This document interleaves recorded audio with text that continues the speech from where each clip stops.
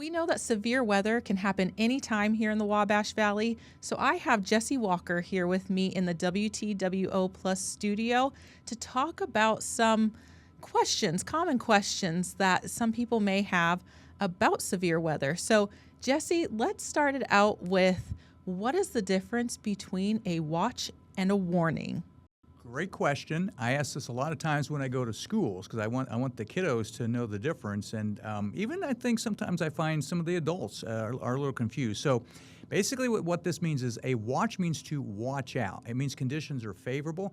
A watch can be issued for the entire state of Indiana, and it could be out for 6 hours, and it could be sunny all day long, and nothing happened. But it means that conditions are favorable. We're watching things in the atmosphere. We're watching the winds aloft. So, a watch just means to watch out, to be on alert. A warning is much different. A warning means that a severe thunderstorm or a tornado has been spotted, either by a storm spotter or we're tracking it on radar, and you got to take cover. So watch means watch out. Warning means take cover. Big difference there. Absolutely. And I've heard a reference to tacos. So a watch is kind of like we have the ingredients to make a taco, but the warning means we're making them. Yeah, so it's made. The food reference is what gets me to remember. Well, our next question is, are you 100% safe from lightning inside your home? It's a good question, and I would answer that as it depends on where you are in your home. So the true answer to that would be no, depending on where you're at. And again, this is something we talk about at schools. The first thing we want you to do is stay away from windows. And let alone the fact there could be a tornado, the lightning can come through the glass. So stay away from windows. The other thing is to stay away from sources of water. You got to think about it. Electricity goes through water, so does lightning. Lightning is electricity. So you're safe in your home as long as you're away from windows. Stay away from sources of water. Sometimes lightning can even come into an electrical appliance, so kind of stay away from those. If you're just inside and away from the water and the windows, you're in pretty good shape. When it comes to lightning, we have had cases where people have been hit, when they're maybe taking a bath or a shower. But watch out for water. Watch out for windows. Right.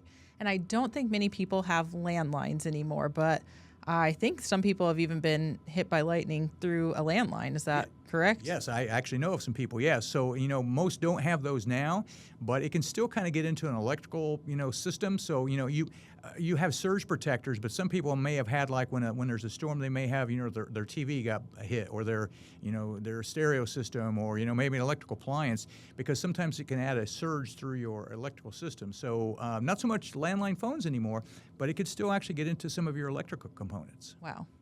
All right. Well, our next question for you, Jesse, is can tornadoes cross bodies of water?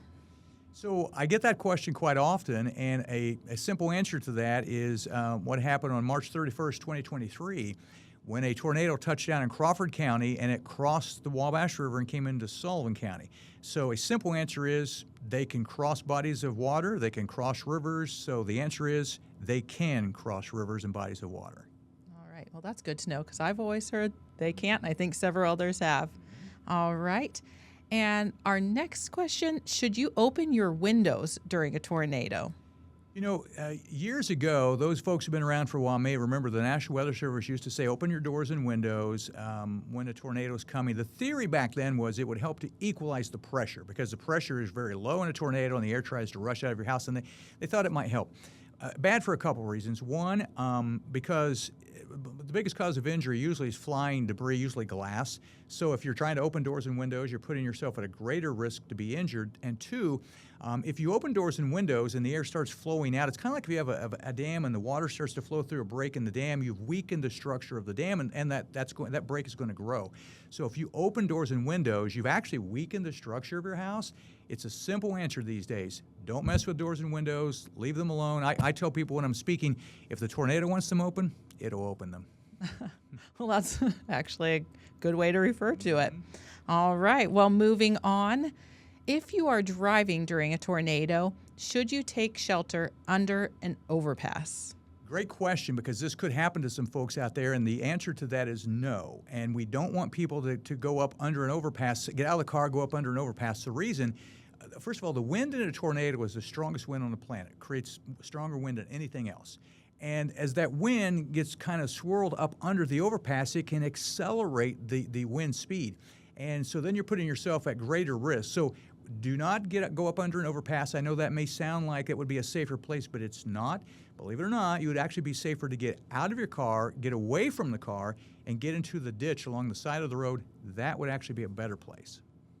Wow. Also very interesting, because I think immediately, let me take shelter, but now I know. All right. Well, one more question for you, Jesse. Is the safest place to take shelter in the southwest corner of a building or a home? So that also used to be said many, many years ago. The theory on that, first of all, if you can get below ground level, best place you can be if you have a basement. The theory on that, most tornadoes move southwest to northeast. We saw that with what happened, in 2023. And the theory was it would tend to blow the debris away from you on the southwest corner, making it easier for you to get out. The theory on that, though, is tornadoes sometimes move in different directions, so it doesn't really matter. What we want you to do is we want you to go to the basement. Doesn't matter where, what corner, but a couple things you should remember when you're in the basement. Number one, we talked about sources of water. We find a lot of times that storms that produce tornadoes also produce a lot of lightning. So if you have a water heater, stay away from that, just in case.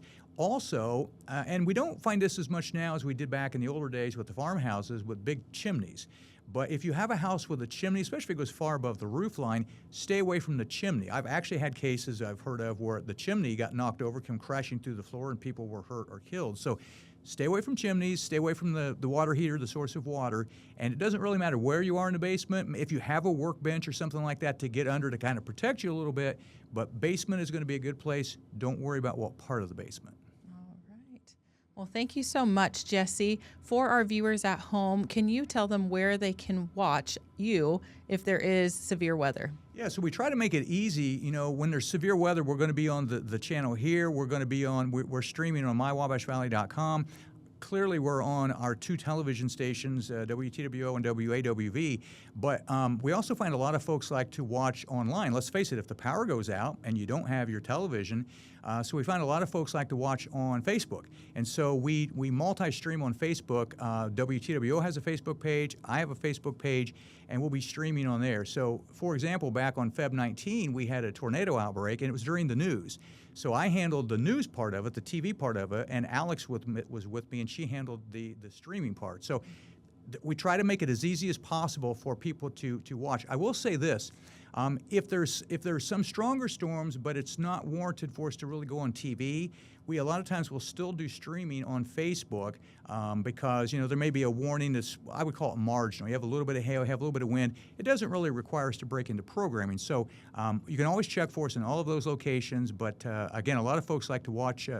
I've had so many stories about we went in the basement, we were watching on our phone or on our iPad or something like that. So we try to make it as easy to find us as we can. Thank you so much, Jesse. And for you at home, make sure you stay safe and aware during severe weather.